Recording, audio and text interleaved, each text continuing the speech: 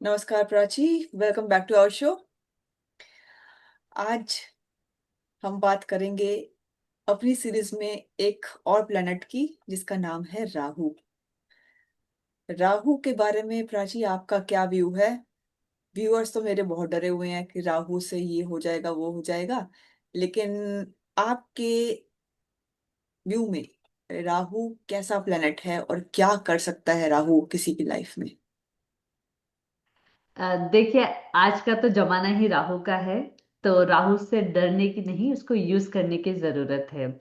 तो जब राहु का नाम आता है तो सबसे पहला वर्ड जो आता है सामने वो है लिमिटलेस। तो राहु की कोई लिमिट नहीं है। बिकॉज राहु का, अगर आपने राहु और केतु की स्टोरी सुनी है, तो राहु केवल सर है, उसका धड़ का हिस्सा नहीं है। तो राहु आपके हॉरोस्कोप में जिस भी हाउस में बैठेगा, उसको वहां पे अनसेटिएबल डिजायर्स होंगी, उसकी कोई लिमिट नहीं होगी। तो राहु एक उस तरह से काम करता है कि वो सेटिस्फाइड नहीं होता है, उसे और चाहिए, कहाँ रुकना है राहु को नहीं पता है। इसीलिए कई बार लोग उसके लिए कंफ्यूज रहते हैं। दूसरा आता है कि राहु एक अनकन्वेंशनल थॉट देता है। तो आज के जमाने में जितने ही इनोवेशंस हुए हैं, अभी एआई का जमाना है। एआई बिना राहु के पॉसिबल नहीं है।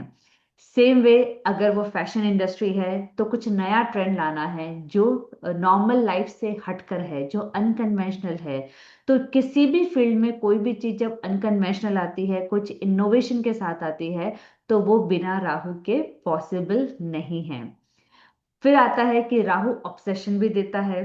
तो चाहे कई बार एक होता है ना, किसी चीज को करने के लिए ऑब्सेशन भी जरूरी होती है, चाहे वो पैसा कमाना है, चाहे वो कहीं जीतना है। अगर आप ओलंपिक प्लेयर्स को देखेंगे तो जिस ऑब्सेशन के साथ वो खेलते हैं, जितने भी स्पोर्ट्स पर्सन हैं, तो ये जो ऑब्सेशन होता है, जीत का ऑब्सेशन या खेलने का ऑब्सेशन या अपनी जो नेचुरल स्ट्रेंथ है उसके बियॉन्ड जाकर के परफॉर्म करने का जो ऑब्सेशन है, वो सारा ऑब्सेशन बिना राहु के पॉसिबल नहीं है। तो सक्सेस के लिए राहु बहुत बड़ा रोल प्ले करता है। मुझे तो अब ऐसा लग रहा है राहु से अच्छा प्लेनेट ही कोई नहीं है। सही बता रही हूँ प्राची। लेकिन राहु की अच्छी पोजीशंस क्या हैं, कहाँ वो अच्छा बिहेव करेगा और कहाँ वो नेगेटिव रिजल्ट्स दे सकता है, और हमें कहाँ पे अवेयर रहना की जरूरत है कि कौन सा ट्रेट हमारे में आ रहा है जो नेगेटिव है, तो हम जान पाए कि राहु नेगेटिवली बिहेव कर रहा है मेरे लिए। हम्म। तो राहु एक छाया ग्रह है, उसकी लिमिट नहीं है जैसा मैंने बोला है। तो राहु उपचय हाउसेस में बहुत अच्छा काम करता है, जैसे 3, 6, 10, 11 है। थर्ड हाउस है तो वो करेज का हाउस है। तो राहु वहां जाकर आपको कुछ नया अचीव करने का करेज देता है, which is very good for success. Same way sixth house है, कंपटीशन का हाउस है, मेहनत का हाउस है। तो यहाँ पर राहु लगातार मेहनत करने के लिए आपको प्रेरित करता है। Now tenth house. Tenth house एक बहुत ही सुपर पोजीशन है राहु के लिए, क्योंकि एक तो ये लोग बहुत वर्कोहॉलिक हो जाते हैं, बहुत फैलाकर अपना काम करते हैं, लेकिन इनके साथ इनको पता है कि इन्हें समेटना कहाँ है। तो टेंथ हाउस की जो पोजीशन है वो एक दो धारे तलवार है, क्योंकि ये आपको ऑब्सेशन देती है, फेम के लिए, काम करने के लिए बड़े वर्कॉलिक हो जाते हैं। तो ये राहु की टेंडेंसी के साथ मैच करता है। तो बहुत बड़ा काम करने की जो कैपेसिटी है वो टेंथ हाउस वाला राहु जरूर देता है। फिर आता है eleventh house. Eleventh house gain का है। तो ऐसे लोगों को जब कुछ चाहिए होता है तो उसके लिए चाहे कुछ भी हो जाए, ये लोग मेहनत करते ही हैं। तो इलेवेंथ हाउस राहु के लिए ये बोल सकते हैं कि बाय हुक और बाय क्रुक इन्हें अपनी चीजें चाहिए। तो ये भी एक बहुत अच्छी पोजीशन मानी जाती है। अब ये आता है कि कैसे पता चलेगा कि राहु अच्छा काम कर रहा है या बुरा काम कर रहा है। देखिए, राहु आपको फोकस भी देता है, तो बहुत फोकस के साथ, और आपको ये अगर अंडरस्टैंडिंग है कि जो मैं फैला रहा हूं, अगर मुझे समेटना वापस आता है, तो it means Rahu is working very well. क्योंकि ये आपको एक अनकन्वेंशनल थॉट दे रहा है, इनोवेटिव डिजायर्स दे रहा है, काम करने की एक जो होती है ना पावर दे रहा है। लेकिन वो एक स्ट्रक्चर के साथ अगर आप काम करोगे तो राहु बहुत अच्छा रिजल्ट देता है। लेकिन अगर नेगेटिव है तो ये लोग है ना, बहुत ज्यादा कंफ्यूज रहते हैं, फैला तो लेते हैं, लेकिन इन्हें ये नहीं पता है कि अब मुझे समेटना कैसे है। तो कई बार अपने ही इल्यूजन्स में फंस जाते हैं, इन्हें एंग्जाइटी होती है, डरे हुए रहते हैं क्योंकि इन्हें क्लैरिटी नहीं होती है। और कई बार in a very negative sense addictions में भी फंस जाते हैं। तो अगर एडिक्शंस हैं, चाहे वो चाय का ही क्यों नहीं हो, जरूरी नहीं है कि आपको शराब का हो या किसी तरह के सब्सटेंस का हो। It can be as mundane as tea addiction. तो अगर एडिक्शंस की टेंडेंसी है तो इट मीन्स राहु कहीं ना कहीं नेगेटिव इम्पैक्ट कर रहा है। बिल्कुल सही प्राची, मैंने देखा है काफी लोगों को। मेरे ख्याल से नशे की आदत तो राहु से रिलेटेड है ही।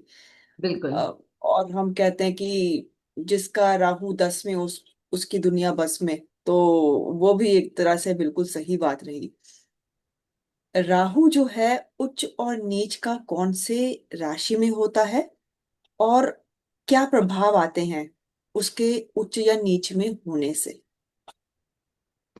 देखिए, अगर राहु की अगर हम टेंडेंसी देखें, क्योंकि राहु का धड़ नहीं है तो सब कुछ सर में ही है, तो डेफिनेटली वो एक ऐसी राशि में उच्च का होगा जो थिंकिंग की राशि है। तो राहु ऐसा माना जाता है कि जेमिनाई राशि में सबसे उच्च, मतलब उच्च का होता है। क्योंकि जेमिनी जो राशि है वो व्यापार की राशि है, वो आपको एक थॉट प्रोसेस की राशि है। तो इंटेलिजेंस हुआ, इंटेलेक्ट हुआ, ये सारी चीजें थर्ड हाउस या जेमिनी से रिलेटेड हैं। तो राहु यहाँ पर बहुत कंफर्टेबल है, क्योंकि अब वो बहुत एम्बिशियस होकर के अपने थॉट प्रोसेस को मतलब एक अनकन्वेंशनल वे से वो एग्जीक्यूट कर सकता है। तो जेमिनी में राहु इज वेरी कंफर्टेबल। अब जैसा कि राहु को पता नहीं है लिमिट, तो अगर राहु जैसा प्लैनेट स्कॉर्पियो में आ जाए, जो कि खुद ही अंधेरे की राशि है, जो खुद ही कंफ्यूजन की राशि है, वहां आकर के राहु कहीं ना कहीं थोड़ा सा नेगेटिव हो जाता है। तो जैसे जो लोग क्राइम में इन्वॉल्व होते हैं या बहुत ज्यादा एडिक्शन में इन्वॉल्व होते हैं, क्योंकि उन्हें पता नहीं है कि मुझे रुकना कहाँ है, तो ऐसे लोगों का राहु कहीं ना कहीं आप स्कॉर्पियो या 8th हाउस में देख सकते हैं। बिल्कुल प्राची। प्राची, राहु फोकस भी है, तो क्या क्या रेमेडीज रहेंगी राहु की, जिससे मतलब आजकल तो फोकस एक बहुत बड़ी समस्या है। इवन छोटे बच्चे जो है फोकस नहीं कर पाते एक चीज पे लगातार। तो क्या रेमेडीज रह सकती हैं राहु की जो बच्चों में फोकस बढ़ाए और बड़ों में भी वो चीज करने को प्रेरित करे जो उनके लिए फ्रूटफुल है, जो अपना काम पूरा कर पाए? यस, बिल्कुल। देखिए, सबसे पहले है कि आपको दिन में सुबह के टाइम अगर 5 या 10 मिनट अगर आप साइलेंस में बैठते हैं, it can not be like meditation meditation, but अगर आप साइलेंस में बैठ करके भी अपनी लाइफ ऑब्जर्व करते हैं कि मेरी लाइफ में चल क्या रहा है, तो वो जैसे ही वो क्लैरिटी आएगी, तो एग्जीक्यूशन की एबिलिटी तो आपके पास है ही। तो राहु को अच्छा करने के लिए सिर्फ आपको एक क्लैरिटी चाहिए कि जो मेरा नेक्स्ट स्टेप है वो क्या होगा। क्या वो एथिकल ग्राउंड्स पे है, या वो कहीं मैं अपनी लिमिट से बाहर तो नहीं जा रहा हूँ। तो वो अगर एक अंडर थॉट जिसको बोलते हैं हम, वो अगर आपको सबकॉन्शियस माइंड में एक थॉट रहे कि मैं अपने एक्शंस को ऑब्जर्व कर रहा हूँ डेली बेसिस पे, तो डेफिनेटली ये लोग एक लिमिट से ज्यादा अपने आप को पुश करेंगे, लेकिन लिमिट के साथ, कि वो अनएथिकल ग्राउंड्स पे नहीं करेंगे। तो मेडिटेशन या साइलेंस या just to get the clarity is one of the best remedy for Rahu. और उसके अलावा है कि अपने एक्शंस को चेक करते रहें। ठीक है, ऑब्सेशन अच्छा है, लेकिन obsession after a limit also not good. तो वो चेक करते रहें कि मैं क्या कर रहा हूँ।